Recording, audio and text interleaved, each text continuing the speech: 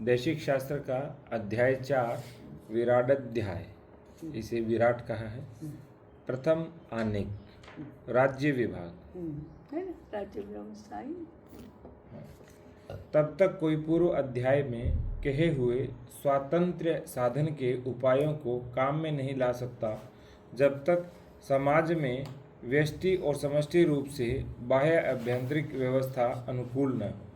तो बाह्य और आंतरिक दोनों अनुकूलता रहनी चाहिए। ऐसी अनुकूल अवस्था विराट के जागृत हुए बिना हो नहीं सकती। यह पहले कहा जा चुका है कि भगवती प्रकृति ने सामाजिक जीवों को परस्पर श्रेय के लिए विराट शक्ति दी है। जब संसार में सत्व का आधिक्य होता है तो समाज और व्यक्तियों की अवस्था सरल होती है। कोई समाज किसी समाज का और कोई व्यक्ति किसी व्यक्ति का अनिष्ट नहीं चाहता। तब तक उस समय यह विराट अव्यक्त रूप से निराधार होकर काम करता है। और जब सत्व का ह्रास, राजस की वृद्धि होने लगती है तो समाजों और व्यक्तियों की अवस्था जटिल होने लगती है। एक समाज दूसरे समाज का, एक व्यक्ति दूसरे व्यक्ति का अनिष्ट ताकने लगता है। तो उस समय विराट उस सामाजिक जटिलता को सुलझाने के लिए कुछ ऐसे व्यक्तियों को अपना आधार बनाकर, जिनमें उसका तेज विशेषतया व्याप्त रहता है, एक व्यवस्थापक शक्ति को उत्पन्न कर देता है, जो शक्ति समाज को अपनी छाया में ले लेती है। ज्यों ज्यों समाज की जटिलता बढ़ती जाती है त्यों त्यों इस व्यवस्थापक शक्ति की आवश्यकता भी बढ़ती जाती है। तो ये तय जो एक व्यक्ति विशेष है, ये राजा है। राजा है। राजा है। इसलिए राज्य भी सत्ययुग की आवश्यकता नहीं थी। त्रेता युग में राज्य की व्यवस्था हुई। सत्ययुग के लिए ऐसा कहा गया, न राज्यम नैव राजासीत। राज्य भी नहीं था, राजा भी नहीं था। न दंडो न च दांडिकः। दंड व्यवस्था भी नहीं थी, दंड देने वाला भी कोई नहीं था। क्यों? धर्मेणैव प्रजाः सर्वाः रक्षन्ति स्म परस्परम। धर्म ही इतना प्रबल था कि वो धर्म से ही प्रेरित होकर प्रजा एक दूसरे की रक्षा करती थी। तो राज्य की व्यवस्था नहीं थी, धर्म से ही सब कुछ चलता था। परंतु इसमें ही कहा ना, वो जरा स्खलन हुआ, वो जरा दुर्बल बनने लगे। जब स्वार्थ उत्पन्न होने लगा, एक दूसरे की रक्षा करना धर्म की प्रेरणा से नहीं होता था, स्वाभाविक नहीं होता था, तो वे कुछ व्यवस्था चाहिए। अब तो नियमन की व्यवस्था चाहिए। इसलिए अपने में से ही या समाज में से ही ऐसे व्यक्ति निर्माण हुए जिन्होंने स्वयं नेतृत्व करना शुरू किया। वे राजा थे। ऐसी व्यवस्था, तो राज्य व्यवस्था त्रेता युग में आई। तो विराटताई वो है जो नियमन करते हुए दिखता है, जैसे प्राण। हाँ, प्राण हमारा नियमन करता है, आंतरिक रूप से जो नियमन है। करते हुए दिखता है। और चिति उसका प्रकाश, क्योंकि उसके बिना विराट में जागृति नहीं।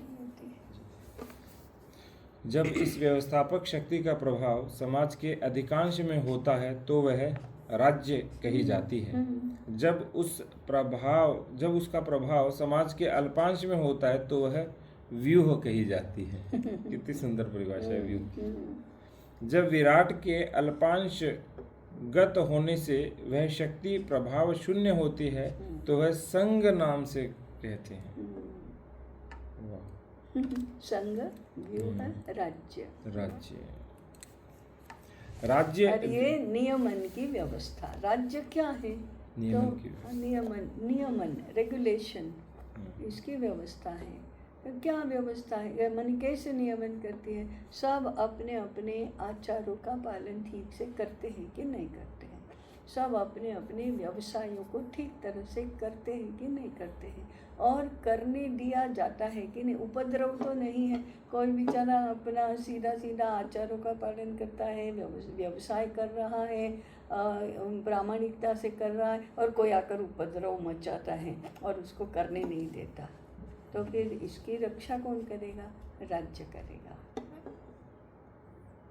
तो इसमें बोला है कि जब व्यवस्थापक शक्ति का प्रभाव अल्पांश होता है तो व्यू कहलाता है, जैसे व्यू रचना हम करते हैं।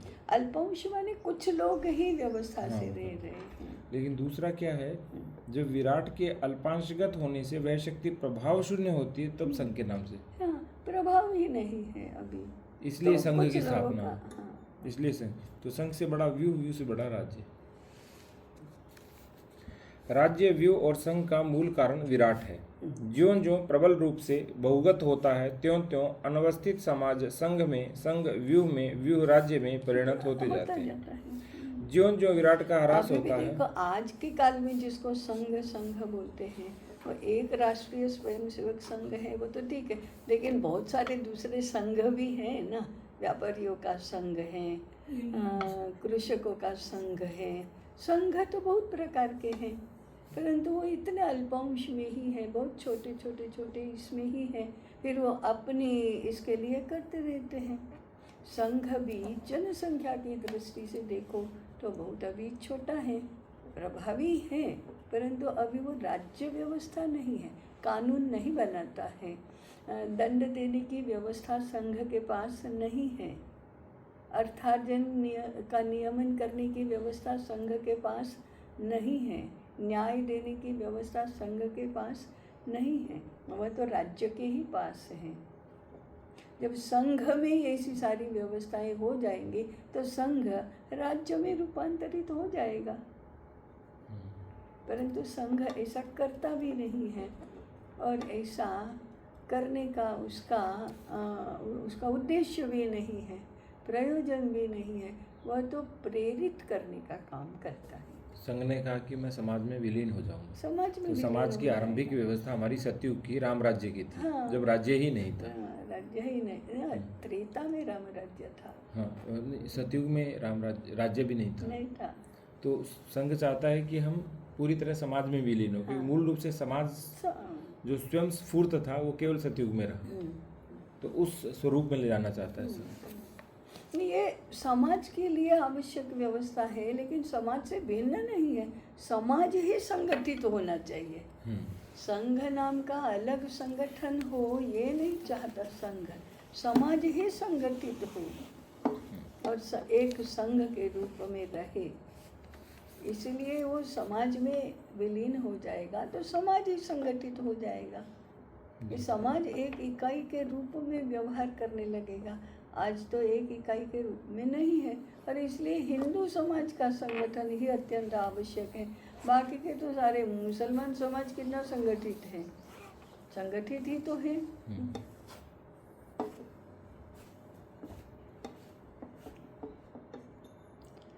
इसलिए वह संघ है, राज्य नहीं।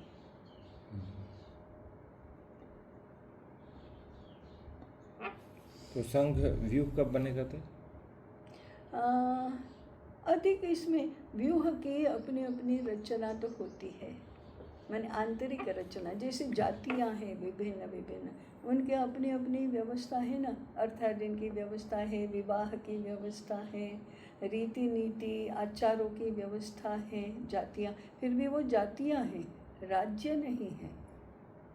तो संघ जाति भी नहीं बनना चाहता है, और संघ ऐसा बन जाएगा, एक तो फिर संघ नाम की जाति बन जाएगी, संघ नाम का वर्ण बन जाएगा, संघ नाम का कोई व्यावसायिक क्षेत्र कॉर्पोरेट सेक्टर बन जाएगा। तो ऐसा तो संघ को बनना भी नहीं है, और संघ यदि ऐसा करने लगा तो संघ नहीं रहेगा, वो व्यूह हो जाएगा। आज की भाषा में व्यूह शब्द प्रचलित नहीं है, इनकी शब्दावली में व्यूह शब्द है, मूल शब्दावली व्यूह है हमारी।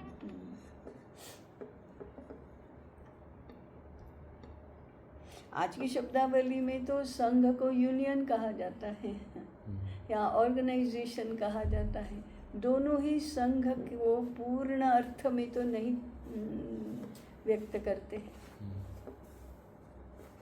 क्योंकि यूनियन भी एक व्यवस्था है और ऑर्गेनाइजेशन भी एक व्यवस्था है, आंतरिक प्रेरणा तो नहीं है उसमें, बाह्य व्यवस्था। स्टेट को भी यूनियन ही बोला था। हाँ, स्टेट को भी यूनियन बोला, तो इससे पता चलता है कि संघ ही राज्य है। यूनियन ऑफ स्टेट्स बोला, यूनाइटेड स्टेट्स बोला, तो ये वहाँ से अर्थहीन अथवा विपरीत अर्थ वाले शब्द लाकर यहाँ लागू कर दिए। ये तो और सारा गड्ढमड्ढ कर दिया। यही चलता है ना सब इसका। ज्यों ज्यों विराट का ह्रास होता है त्यों त्यों राज्य व्यूह में, व्यूह संघ में और संघ अनवस्थित समाज में भ्रष्ट होते जाते हैं। जब कालांतर में विराट का लोप हो जाता है तो राज्य अति दीर्घ संस्कार के कारण चक्की के समान स्वयं चलता है और कालांतर में वह अपने कर्तव्य से भ्रष्ट हो जाता है। तब यह विराट प्रजा में संघ रूप में प्रकट होने लगता है। फिर इन्हीं संघों के मिलने से व्यूह बन जाता है और अंत में व्यूह उस कर्तव्य भ्रष्ट राज्य को हटाकर उसके स्थान पर नवीन राज्य स्थापित कर देता है। यदि मिथ्या आचार विचार के कारण प्रलय क्रम के आरंभ हो जाने से अर्थात नाश का समय आ जाने से समाज निर्विराट हो चुका है तो कोई दूसरी जाति आकर उस विराट शून्य जाति के राज्य को निकालकर उसके स्थान पर अपना राज्य स्थापित कर देती है। तो ये हुआ था, तब जाकर हम और जब उस प्रारंभ कहाँ से हुआ? मिथ्या आचार विचार से। मिथ्या जिसका कोई अर्थ ही नहीं है या है तो विपरीत अर्थ है। मिथ्या आचार विचार माने कभी भी उठो, कुछ भी खाओ, कुछ भी पहनो, कुछ भी बोलो, कैसे भी व्यवहार करो, कुछ ना समय है, ना रीति है, ना शिष्टता है, ना संस्कार है, स्वैरता, स्वच्छंदता है। तो सारे आचार मिथ्या आचार होते हैं। बस वृत्ति क्या रहती है? पेट भरो और इंद्रियों को संतुष्ट करो। अच्छा लगता है जीव को, खाओ। कोई बंधन नहीं कि अभी कहाँ खा रहे हैं, क्या खा रहे हैं। ये मिथ्या आचार विचार, ये राज्य व्यवस्था, व्यूह व्यवस्था, समाज व्यवस्था, संघ की व्यवस्था सब बिखर जाने का, दुर्बल हो जाने का, नष्ट हो जाने का लक्षण है। प्रारंभ तो मिथ्या आचार विचार से ही होता है।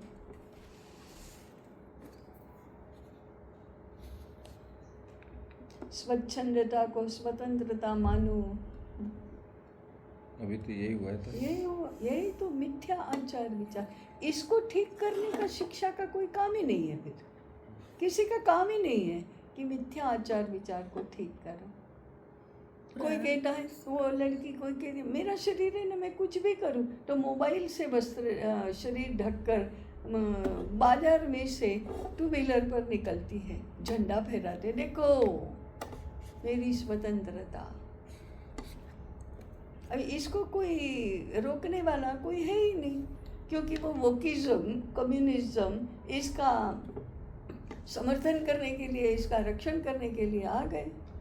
इसको रोकने के लिए ताई कोई मन से भाषण देता है, उसको तो रोकते हैं, उसको रोकते हैं। लेकिन जो पूरे समाज को अभिव्यक्ति का स्वातंत्र्य, कोई देवी देवताओं को कैसे भी गाली देता है। वो दुर्गा मांस मदिरा खाती पीती है और धूम्रपान करती है, ऐसा चित्र बनाने वाले की रक्षा करने के लिए, समर्थन करने के लिए सारी कम्युनिस्ट लॉबी आ जाती है।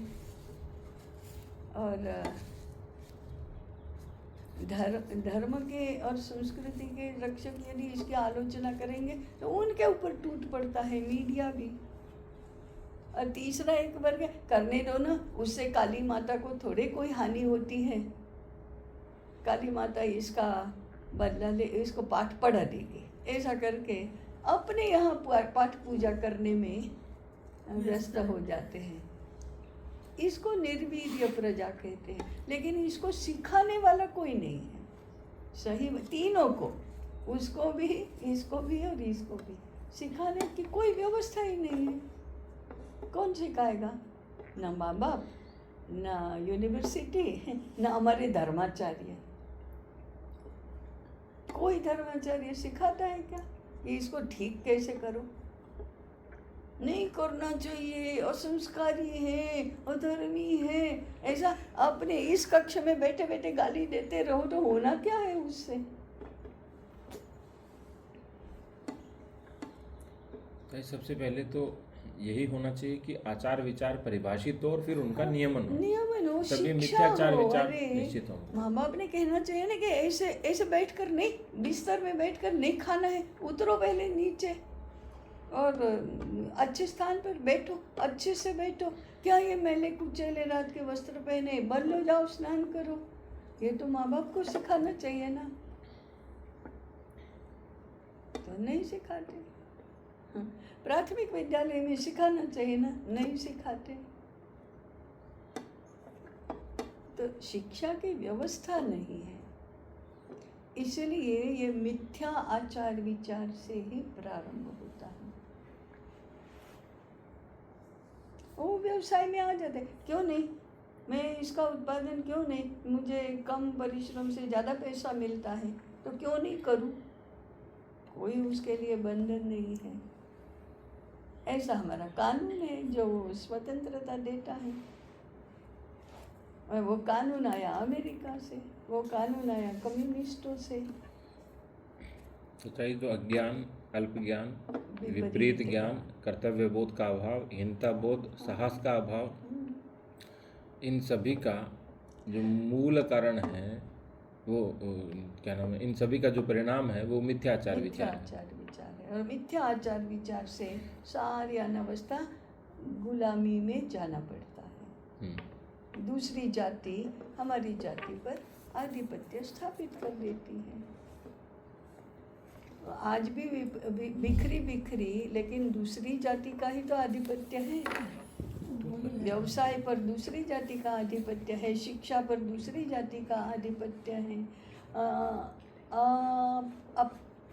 अप्रत्यक्ष रूप से राज्य पर दूसरी जाति का आधिपत्य है। अंतर्राष्ट्रीय संबंधों के कारण से जो विवशता निर्माण हुई थी, उस कारण से कांग्रेस कभी भी पीओके का प्रश्न हल नहीं कर सकी। अंतर्राष्ट्रीय संबंधों को ठीक करने का पहला काम नरेंद्र भाई ने किया। अब पीओके के लिए विश्व अनुकूल हो गया, या कम से कम प्रतिकूल नहीं है। अभी तो नहीं जानते कहाँ से क्या होगा। तो प्रच्छन्न रूप से तो राज्य पर भी दूसरी जाति का आधिपत्य है, जबकि सभी पूरे विश्व पर हमारी जाति का आधिपत्य था, ज्ञान का, संस्कारों का, संस्कृति का, राज्य व्यवस्था का नहीं था। आज भी राज्य व्यवस्था का टेक्निकली हमारे पर किसी का आधिपत्य नहीं है, परंतु आचार विचार, संस्कार, ज्ञान, इन सभी में दूसरी जाति का ही आधिपत्य है, और वो भी शत्रु जाति का आधिपत्य है। इसीलिए था अब स्वतंत्रता, वो स्वाधीनता से स्वतंत्रता की ओर जा रहे हैं। मोहनदे का जो सूत्र वाक्य है, स्वाधीनता से स्वतंत्रता की ओर चलो। तो दैशिक शास्त्र वही कर रहे थे। दैशिक शास्त्र वही है, दैशिक शास्त्र के मूल सूत्र तो वही है।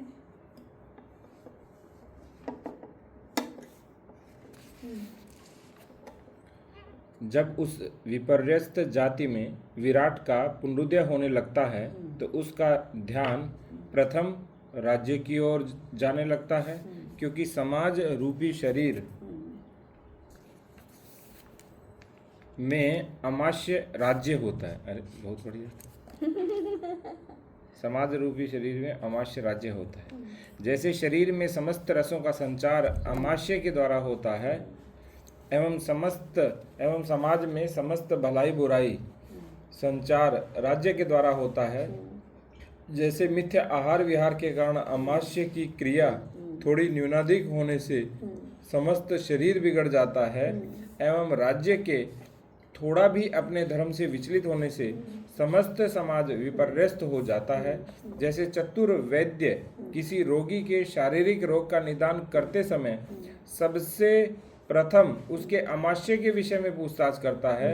यदि आमाशय ठीक हो गया अथवा उसके सुधरने की आशा हो तो रोग को साध्य समझते हैं, अन्यथा रोग को असाध्य कह देते हैं। एवं चतुर दैशिकाचार्य भी किसी जातीय रोग का निदान करते समय सबसे प्रथम राज्य के विषय में पूछताछ करते हैं। इसीलिए जब विराट की चर्चा है तो पहले राज्य विभाग आया। हाँ, राज्य की। यदि राज्य अनुकूल हो अथवा उसके अनुकूल होने की आशा हो तो रोग को साध्य अन्यथा असाध्य समझते हैं। अतः विराट के पुनरुदय काल में विपर्यस्त जाति का ध्यान राज्य की ओर जाना स्वाभाविक होता है। अतः मनुष्य इसलिए स्वतंत्रता आंदोलन में पहले राज्य की स्वतंत्रता का ही तो लक्ष्य बनाया गया। राज्य की स्वतंत्रता पहले चाहिए, तो वो हो गई था। अब दूसरा लक्ष्य होगा राज्य की हो गई, पहले बाकी भूल गए। बाकी राज्य की हो गई तो लगा कि हम तो हो गए स्वतंत्र।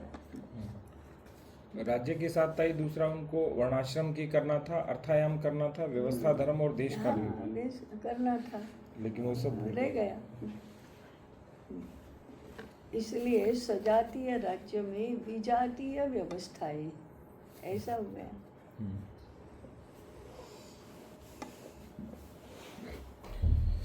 अतः मनुष्य समाज में राज्य सबसे आवश्यक अंग समझा जाता है।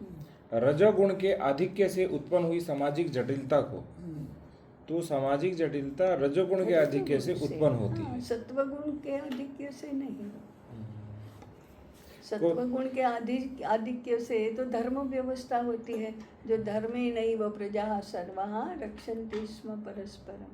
धर्म से ही नियमन होता है, राज्य की आवश्यकता नहीं है।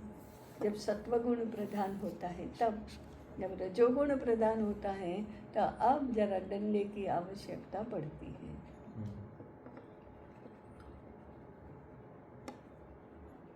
रजोगुण के आधिक्य से उत्पन्न हुई सामाजिक जटिलता को सुझाने के लिए विराट उसको उत्पन्न करता है, और ज्यों-ज्यों समाज में रजस का आधिक्य होता है त्यों-त्यों राज्य की आवश्यकता भी बढ़ती जाती है। तो अभी तो हमें रजस के आधिक्य के कारण समाज में समस्या है। यानी एक शब्द में पूरे समाज की समस्या को समेट दिया है। इसीलिए नैतिक शास्त्र 157 पृष्ठों का ही है। बहुत बड़ा ग्रंथ नहीं, बहुत बड़ा आशय, एक एक शब्द में, एक एक वाक्य में, एक एक परिच्छेद में बताया गया। राज्य का एकमात्र उद्देश्य है सामाजिक जटिलता को सुलझाना, न कि इसको बढ़ाना। राज्य सामाजिक जटिलता को बढ़ाता है, बढ़ा रहा है। तो उसमें लिखा था यदि राज्य सामाजिक जटिलता को बढ़ाता है तो वह अस्वाभाविक होता है, तो अस्वाभाविक राज्य है। विराट युक्त समाज में राज्य अस्वाभाविक होने नहीं पाता। अस्वाभाविक राज्य केवल विराटहीन समाज में होता है। किसी समाज में अस्वाभाविक राज्य का निभ जाना उस समाज की निर्विराट अवस्था को सूचित करता है। पुरुषार्थ ही नहीं है। हाँ, पुरुषार्थ ही नहीं था इस समाज में। कितना बढ़िया बात कही कि यदि निभ रहा है राज्य तो समझो लोग पुरुषार्थहीन हो गए हैं। और क्या, लोग खाली खाली आलोचना करते रहते हैं, दुखी होते रहते हैं और फिर कह देते हैं भगवान उसको दंड देगा, चलो खाना खाओ। ज्यों ज्यों राज्य अस्वाभाविक होता है त्यों त्यों उसकी प्रवृत्ति सामाजिक सुलझाने के बदले शासन करने की होने लगती है।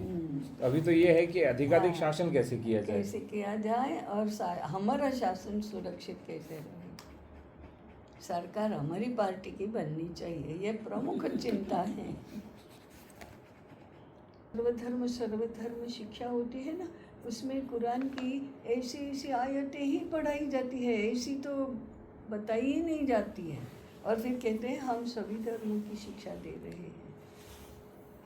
इसलिए ईसाई धर्म को सेवा और करुणा, हाँ, इसको शांति और भाईचारा, इसका धर्म बता दिया। उसकी आड़ में वो क्या करते हैं वो समझने नहीं, उसमें और क्या क्या लिखा है वो नहीं बताया जाता। सभी धर्मों की अच्छाई बताओ। इसीलिए उनकी भलाई से भी सावध रहने की आवश्यकता है। जो भलाई दिखाता है ना मुस्लिम, उसको वो कहते हैं ना अल तकैया। जब घिर गए हैं सबसे तो अब भले बनो। नहीं, हम भी भारतीय हैं, हमारा अब देश कर रहे है, हैं ना, भारत हमारा देश पहलगाम के है। बाद वो भी इसलिए देश कि में पता है कि अब हिंदू समाज मारेगा, तो भले बनने के लिए आ गई। तब पहलगाम की आलोचना करेंगे, हम मोदी के साथ है, चालू है ना, अभी देख रहे हैं।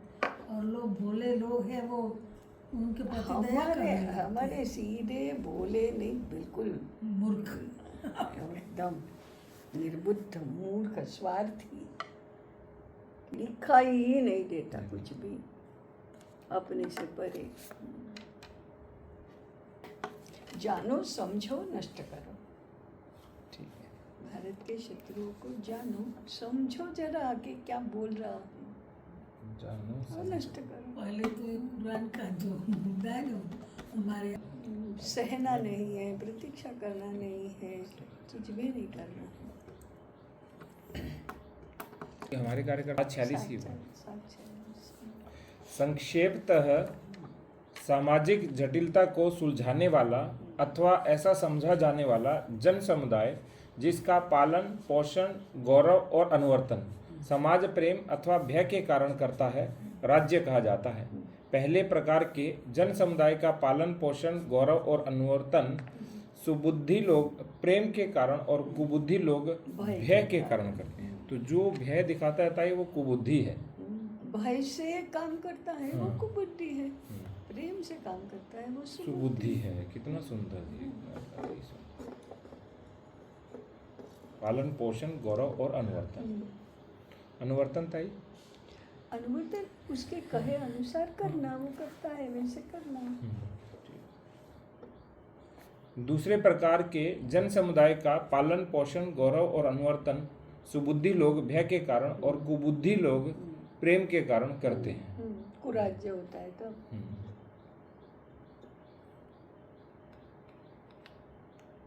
राज्य के मुख्य दो भेद होते हैं, एक स्वराज्य, दूसरा परराज्य।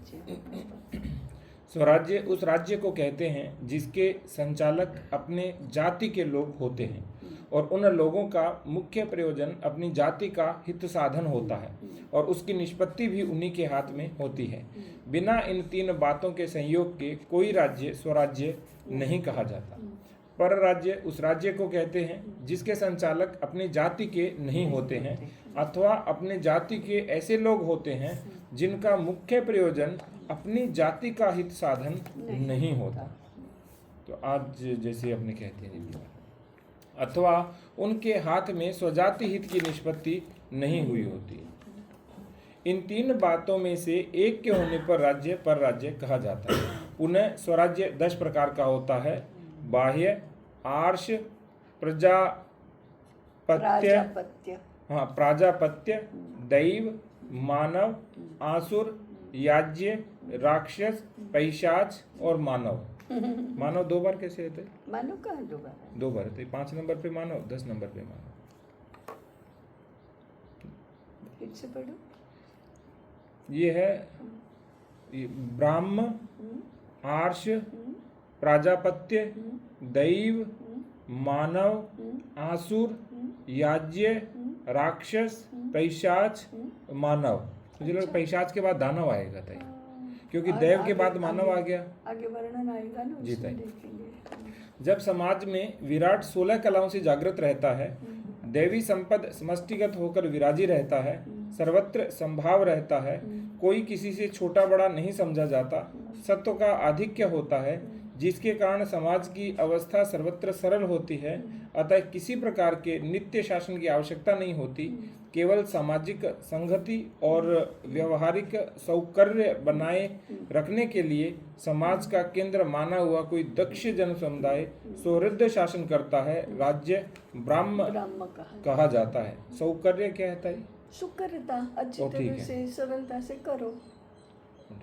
करने से आया सौकर्य, सुकर माने सुकरता आप धन सरलता से सौकर। कर सकते हैं। जैसे सरोकार रहता है।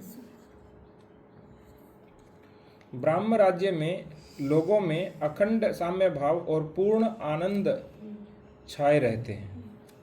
श्री 16 कलाओं से सर्वत्र विराजी रहती है, अतः उनकी वांछा केवल विश्वजन्य बुद्धि के लिए होती है।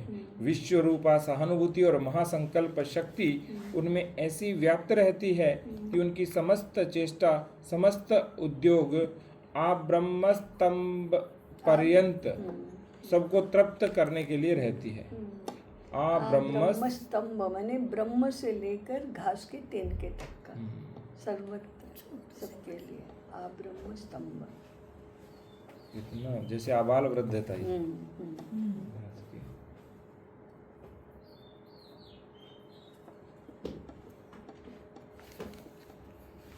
वे न किसी देश को ताकते हैं, न कोई उनके देश को ताकता है।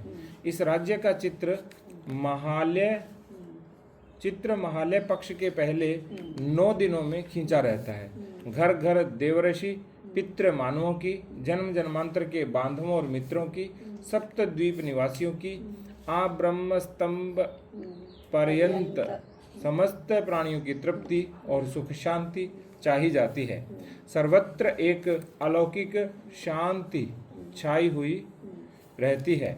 सर्वत्र विविध प्रकार के नवीन अन्नों से अतिथि सत्कार होता है। सर्वत्र परस्पर प्रेम पूर्वक निमंत्रण होते हैं।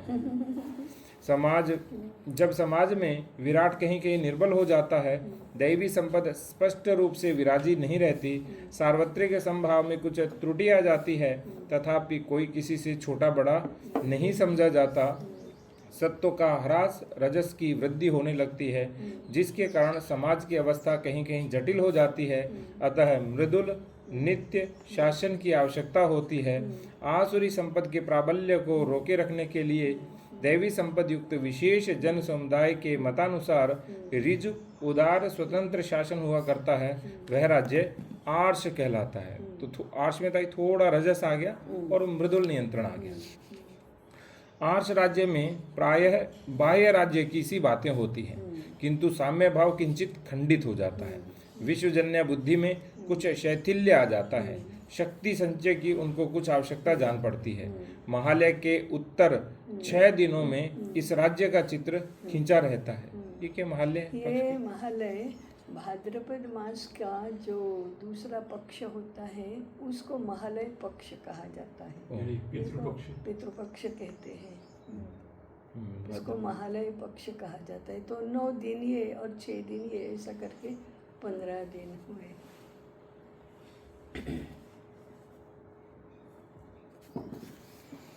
पितृपक्ष को कहते हैं। तो इधर था ये, मैंने तो प्रथम बार सुना है, ये हमारे इधर नहीं। हमने भी ये पढ़ा तो प्रथम बार ही सुना था। और ठीक है, तो मैंने सोचा कि आज ही पता चला। हाँ, ऐसा ही होता है। तो दैशिक शास्त्र में इतनी सारी बातें हैं जो हम पहली बार पढ़ते हैं, इसीलिए पता ही नहीं, समझ नहीं आता। इसलिए दूसरी बार पढ़ो तब थोड़ा थोड़ा समझ में आने लगता है। तीसरी बार पढ़ो तो थोड़ा और नहीं। हम लोगों का क्या रहता है, पहली बार पढ़ा या सुना और समझा नहीं, हे समझ में नहीं आता है, उसका त्याग कर देते हैं। हमारा पुरुषार्थ नहीं करते, क्या दूसरी बार पढ़ो ना, लेकिन क्या पूछा क्या कहा फिर से कहो, ऐसा बोलो ना। क्या बोलते हैं, क्या लिखते हैं, कुछ समझ में ही नहीं आता है।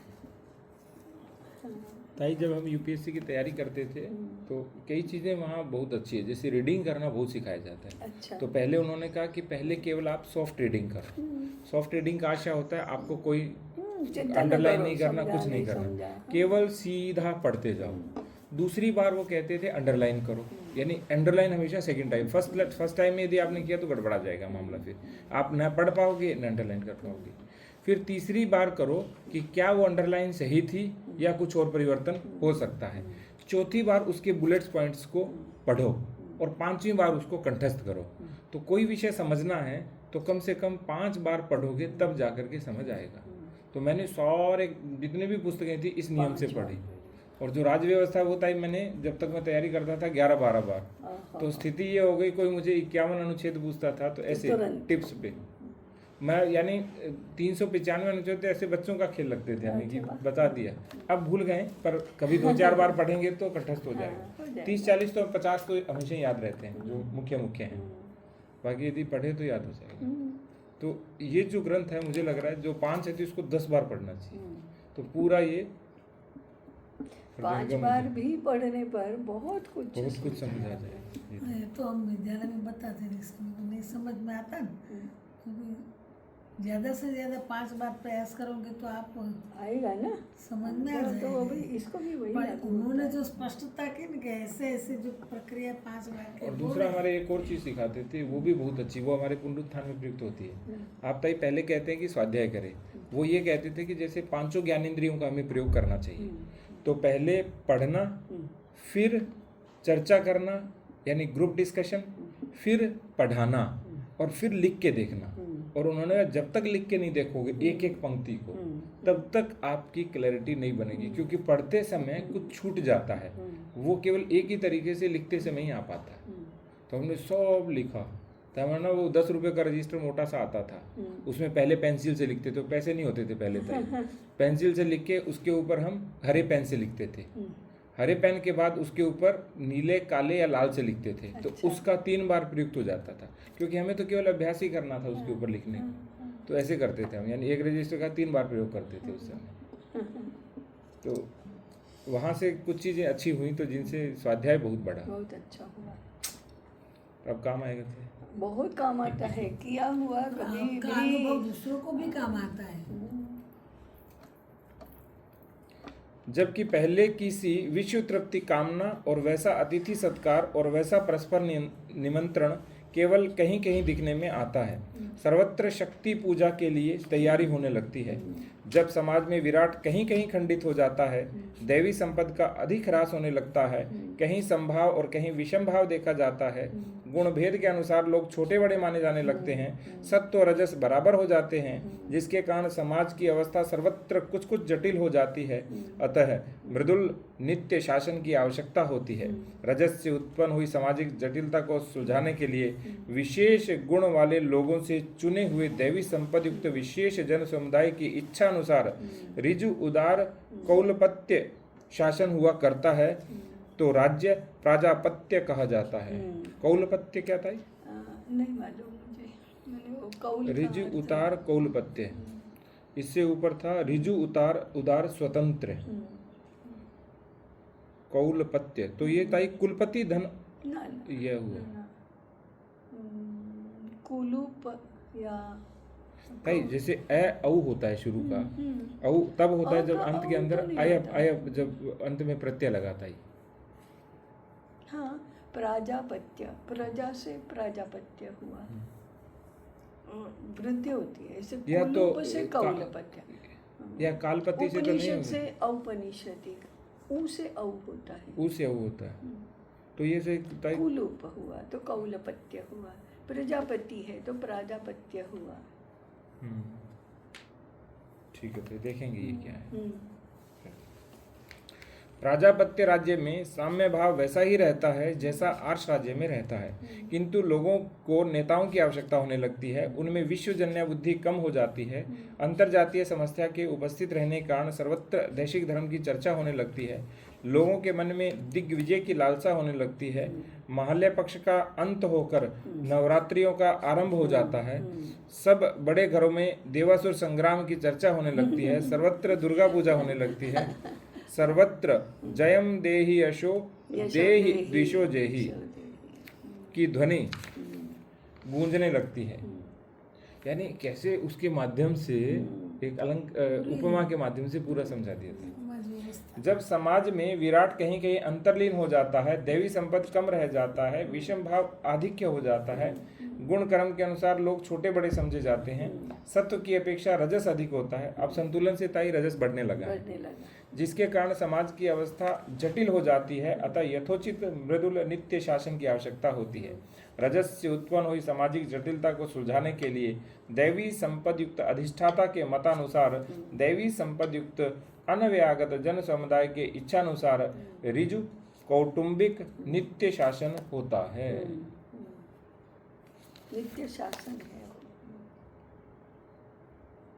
है। ये कुल के परिप्रेक्ष्य में आएगा, मुझे लग रहा है हो सकता है, क्योंकि इसमें कौटुंबिक आ गया, विवेचन आया ना उसके हिसाब से उसमें कौटुंबिक आ गया है, और जो ऊपर था वो स्वतंत्र आया था। त्योहारों के भी आए ना सभी बात। ठीक है, तो ऐसा राज्य दैव राज्य कहते हैं। अभी भी राज्य अच्छा है, यानी दैव राज्य। दैव राज्य में सब बातें प्रजापत्य राजा की सी होती हैं, किंतु लोगों को कुलपति से भी हो सकता है। कुलपति से हो सकता है। कुलपति। लोगों को अगुओं के बदले शासकों की आवश्यकता होने लगती है। संचित हुई शक्ति का निरोध न हो सकने के कारण घर घर शस्त्र पूजा होने लगती है। दिग्विजय के लिए प्रस्थान हो जाता है। विजयादशमी के दिन इस राज्य का चित्र खींचा जाता है। अनुसंधान बड़ा बिठाया है। इस दिन अब तक बड़े घरों में अस्त्र शस्त्र पूजे जाते हैं, घोड़े सजाए जाते हैं, राजाओं की सेनाएं सन्नद्ध की जाती है। जब समाज में कहीं कहीं विराट का लोप हो जाता है, दैवी आसुरी संपद को आक्रांत किए रहती है, विषय भाव का आधिक्य हो जाता है, गुण कर्म के अनुसार लोग छोटे बड़े समझे जाते हैं, सत्व की अपेक्षा रजस अधिक हो जाता है, और कहीं कहीं तमोगुण भी दृष्टिगोचर होने लगता है, जिसके कारण समाज की अवस्था जटिल और विषम हो जाती है। अतः न बहुत मृदुल न बहुत कठोर नित्य शासन की आवश्यकता होती है। रजस से उत्पन्न हुई जटिलता को सुलझाने, तमोगुण की वृद्धि को रोकने के लिए गुणवानों का आदर करने वाले, प्रजा के अनुकूल रहने वाले, दैवी संपद युक्त अन्व्यागत व्यक्ति की आज्ञानुसार उदार नित्य शासन होता है, तो वह राज्य मानव कहा जाता है। मानव राज्य में दैव राज्य के सब गुण होते हैं, किंतु दिग्विजय से प्राप्त हुई अतिरिक्त संपत्ति के भर जाने के कारण लोगों की रुचि विलास और आडंबर की ओर होने लगती है। तो हमारा मानव राज्य चल रहा था ये भी। मानव चल रहा है। अभी आगे कहेंगे तो कहे हाँ ये तो ऐसा ही चल रहा है। अनेक कला कौशलों का आविर्भाव होने लगता है। घर घर भगवती कमला के पद चिन्ह दिखाई देने लगते हैं। दुर्गा पूजा के बदले लक्ष्मी पूजा होने लगती है। इस राज्य का चित्र आश्विनी पूर्णिमा और कार्तिकी अमावस्या के दिन दिखाई देने लगता है, जब घर घर सफाई और सजावट होने लगती है। सर्वत्र दीपोत्सव मनाया जाता है। 16 श्रृंगार सामग्री और 16 प्रकार की सिक्कों में भगवती पद्मालया का अर्चन किया जाता है। पद्मालया मैंने पहली बार कमल का आलय है, माने श्री माने लक्ष्मी। पद्म का आलय वो तो पर पहली बार सुना था। जब समाज में विराट समष्टि के रूप में शिथिल हो जाता है, दैवी संपद आसुरी संपद से आक्रांत हो जाता है, सर्वत्र विषम भाव दिखाई देता है, गुण कर्म का विचार न होकर आर्थिक अवस्था और अपकरण शक्ति के अनुसार लोग छोटे बड़े समझे जाते हैं, सत्व की अपेक्षा तमस और तमस की अपेक्षा रजस अधिक होता है, जिसके कारण समाज की अवस्था शोचनीय हो जाती है। अपना अधिकार बनाए रखने के लिए प्रजा के मत और हित की उपेक्षा करने वाले आसुरी संपद युक्त अन्व्यागत व्यक्ति की आज्ञानुसार कुटिल और अनुदार नित्य शासन होता है, वह राज्य आसुर होता है। तो ये तो इसके निकट अति कहते हैं। आसुर राज्य में शासक और प्रजा के बीच नित्य अर्थ वैपर्य रहता है। प्रजा कुछ और चाहती है, शासक कुछ और चाहता है। शासक को अपने पद की और प्रजा को अपनी टोपी की चिंता बनी रहती है। प्रजा को बनाए रखने के लिए बलत्रास और कौटिल्य का प्रयोग होता है। अनेक उपायों से प्रजा का धन हरण होने लगता है।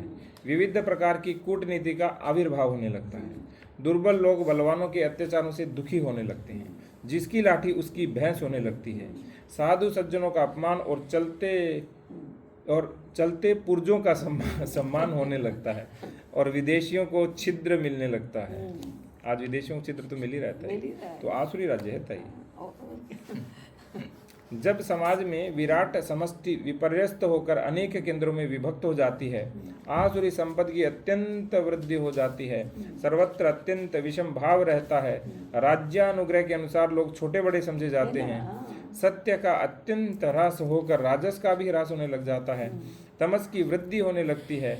जब बल से अथवा कौटिल्य से पद पाए हुए आसुरी संपद युक्त अधिष्ठाता की इच्छा अनुसार प्रजा के मत और हित की उपेक्षा करने वाले अनव्यागत जन समुदाय की आज्ञा अनुसार शासन होने लगता है, तो राज्य याक्ष कहा जाता है। तो आज आसुरी और याक्ष के बीच का सा है कुछ।